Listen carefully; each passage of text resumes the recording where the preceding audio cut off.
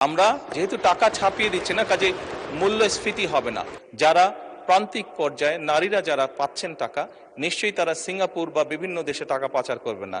আপনি যে প্রশ্নটি করেছেন যে কতজন মানুষের কাছে আমরা পৌঁছে দেব, তাই তো, এবং মূল্যস্ফীতি হবে কিনা, বাজেট কত, স্বাভাবিকভাবে বাজেট কত এটি আমরা আপনাদেরকে এখনই বলছি না। অর্থাৎ আমরা পর্যায়ক্রমিকভাবে জিনিসগুলোকে সামনে এগিয়ে নিয়ে যাব। আমাদের এক একটি কৃষক কার্ড এবং এক একটি ফ্যামিলি কার্ডে আমরা রেখেছি কৃষক কার্ড যারা পাবেন সেই সকল কৃষক 2,500 টাকা পাবেন বছরে, এবং ফ্যামিলি কার্ডে যারা পাবেন তারা সে সকল নারী প্রতি মাসে 2,500 টাকা পাবেন। আমরা যেহেতু প্রতি মাসে এটিকে এক্সটেন্ড করতে থাকবো, অর্থাৎ অধিক সংখ্যক নারী কৃষক কার্ড পাবেন, অধিক সংখ্যক কৃষক কার্ড পাবেন। একবারে সবাইকে দিচ্ছে না, পৃথিবীর কোনো দেশের পক্ষে একবারে সেটি সম্ভব না করা। সেই জন্য প্রতি বছরই আমরা বাজেটের স্যাংশন বাড়াবো, প্রতি বছরই বাজেটে আমরা টাকা অ্যালোকেট করব। এভাবে পর্যায়ক্রমিকভাবে ধীরে ধীরে আমরা এগোবো। অবশ্যই বাজেটের প্রাধান্য পাবে। এবং আপনি যেটা বলেছেন মূল্যস্ফীতি হবে কিনা, আমরা তো টাকা ছাপিয়ে দিচ্ছি না। আমরা যেহেতু টাকা ছাপিয়ে দিচ্ছি না, কাজে মূল্যস্ফীতি হবে না।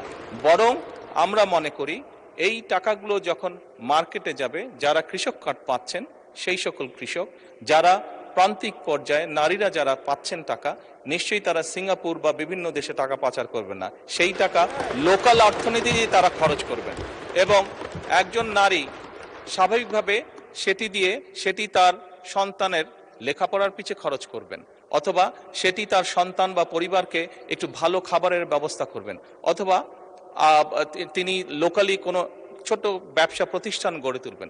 ফলে যেটা হচ্ছে, যেই টাকাটা সরকারের কাছ থেকে তার কাছে যাচ্ছে সেই টাকাটা লোকাল ইকোনমিকে শক্তিশালী করছে, লোকাল ইকোনমিতে সেটি রোটেট করছে। যেমন একজন নারী যখন সেই টাকাটি পাবেন, উনি যদি একটি মুদির দোকানে গিয়ে সদাই করেন, এরকম উনার আশেপাশে যারা সেটি পাবেন, আরও যে সকল পরিবার, আরও যে সকল নারী পাবেন, তারা সকলে যখন ওই মুদির দোকানে যাবেন, স্বাভাবিক সেই মুদির দোকানের সেল বাড়বে। সেই মুদির দোকানে যখন একজন কর্মচারী যদি এখন থেকে থাকে, 1 মাস পরে বা 2 মাস বা 3 মাস পরে সেই মুদির দোকান মালিক দেখবে যে আমার একজন কর্মচারী দিয়ে হচ্ছে না, তখন সে আরেকজন কর্মচারী নিয়োগ করবে। ফলে কি দাঁড়াচ্ছে, কর্মসংস্থান হচ্ছে, এবং সেই কর্মচারী 2 জন বেতন পাবে। তারাও গিয়ে গামছা কিনবে, লুঙ্গি কিনবে, অথবা তার সন্তানের জন্য চিপস কিনবে, অথবা একটা ছোট্ট ফ্রক কিনবে তার মেয়ের জন্য। ফলে লোকাল ইকোনমি আস্তে আস্তে স্ট্রেনদেন হবে, লোকাল ইকোনমি আস্তে আস্তে বড় হবে। কাজেই মূল্যস্ফীতি হবে বলে আমরা মনে করি না, আমাদের কোনো রিসার্চে মূল্যস্ফীতি বলে না, বরং অর্থনীতি আরো সচল হবে, অর্থনীতি আরো স্ট্রেনদেন হবে, এবং